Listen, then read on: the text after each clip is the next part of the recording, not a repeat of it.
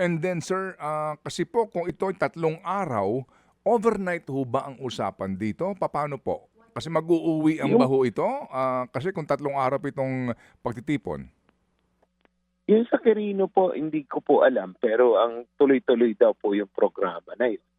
So, we expect 24 hours. Pero dito po sa White Plains, sa People Power Monument, isang araw nga lang po yung permit cutted na ibinigay po na LGU po ng Quezon City. Isang araw lang.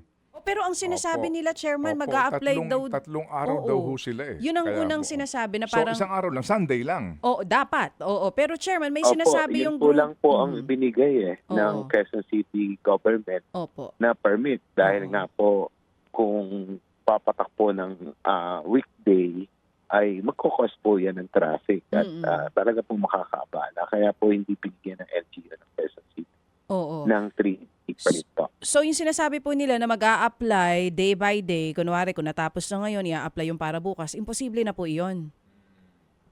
Yan po ang hindi ko masagot dahil ang permit po niyan ay Nasa nagaling sa QC. Quezon City LGU. Oo. But right now, what's clear is yung Sunday pa lang ang approved dito sa White Plains. Wala pa sila for Monday or Tuesday kung gusto man nilang ituloy yan. Opo, wala pa po Yun. silang permit. Oo. Yun po yung information na nakuha po namin. Mga kapatid, brothers and sisters, saan ka pa? Dito na tayo sa totoo. Dito na tayo sa True FM. Mga kapatid, mag-subscribe and follow po kayo sa social media accounts ng True Network PH. Yan po kami. Hanapin nyo lang True Network PH, Facebook, Instagram, YouTube, TikTok, and podcast.